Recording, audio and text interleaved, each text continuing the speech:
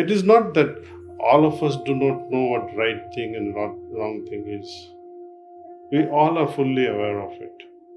But somehow, somewhere, this peer pressure, ego, my way of thinking prevails, and somehow it creates a lot of disturbance.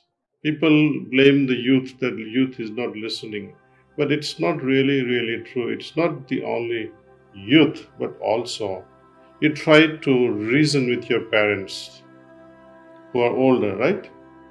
Would they listen to you? Very rare. Very rare. So, in order for us to come on the same platform, same dimension, I had to resonate, I had to speak out from my heart, from the bottommost part of my heart, deepest corner of my heart.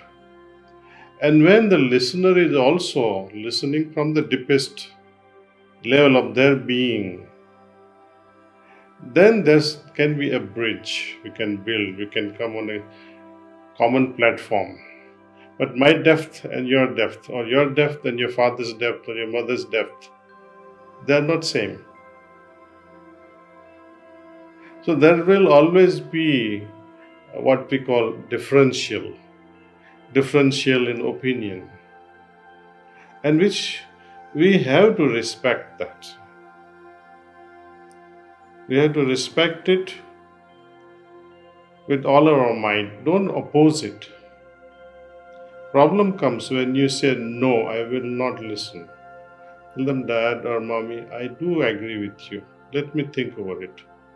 Instead of rebelling and fighting it out and say, oh no, you are so wrong, then there are problems, I think. Because believe you me, there is nobody who is more interested in your life than your own parents. But somehow, we take panga with them. we think we have a living enemy in our midst, which is not the case, you see. You will realize it when you yourself will become parents. You can, let us say, if you want to judge your action, fast forward your life, and you think that you are yourself a grandmother or a grandfather. Okay, having done that, wearing a cap of a grandfather or a grandmother, you put yourself in front of you. Now you are a grandfather, and now you are a youth also, and have a dialogue with yourself. Would you like that?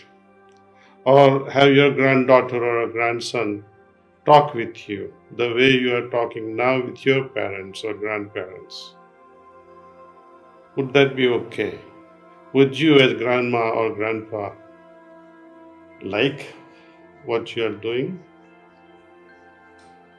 Okay. Then you can say, okay, my action or my thoughts or my ideas are justifiable or not. It is not that all of us do not know what right thing and wrong thing is. We all are fully aware of it. But somehow, somewhere, this peer pressure, ego, my way of thinking prevails, and somehow it creates a lot of disturbance. And when we pause for a moment and meditate and see how I would think when I turn 80, then that will give you some idea of your thoughts and the direction in which you are proceeding. Youth is, I think we are neither there nor here. We are learning from our experiences. The world would change immediately if we were born to learn from others' experiences. For example, if we can learn from others' mistakes, it would be great. But no, I have to make my own mistakes. Nothing wrong with that also. But, there are three types of individuals. or maybe more types. But these three stands out a lot. One, who after making mistakes doesn't even realize that he has made a mistake. And even if someone tells him, look, you fool, you are making this mistake, you're going in a wrong direction. But you keep going and going and going until you hit the tragedy.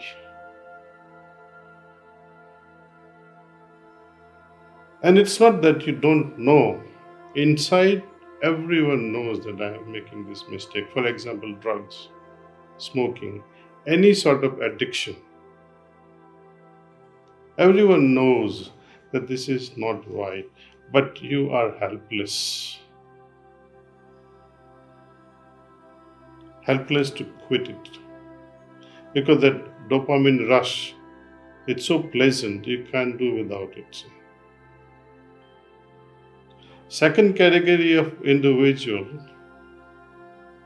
who understands after making mistakes that yes, I made a mistake. He's quite honest. And at evening time before finally retiring to bed, if you can make this resolution that yes, I made this mistake, but I will not repeat this again. There are two categories, no? One who makes mistakes and doesn't make any resolution. One who makes mistakes and also makes a resolution now that enough, I will not repeat this again. So there is some sort of transformation happening afterwards. Or another category can also come in oh God, sorry I made this mistake. I cannot promise you that I will not do this again. But I need your help. This will be a very honest thing to say, right? Or you're reading a magazine. While reading a magazine, sometimes the photo on the article, it's so attractive, or the topic or the title of the article becomes so attractive. Oh wow, I got to read this one. And after you read one paragraph, you realize it's not going anywhere. The title is attractive, but let me drop this. You see, we all understand this. We face this every single day. Moment we realize this is not right, we drop it. Another category of person, even before committing to any act, even before, mentally, when you meditate over what you're going to do next, you'll get the answer. Or you don't have to waste half an hour reading a whole article and make nothing out of it. So you save actually a lot of time. Even the mundane thing of eating, or what to cook next, or what to watch next. If you give yourself a pause and there's some sort of a wakeful thought, awareful attitude towards yourself. Should I do this? Should I do that? And follow your heart. So you'll save a lot of time, I'm telling you. You'll save, and not only save time, but you'll end up doing something better. You will choose something worthwhile. So pausing before you act is a great thing.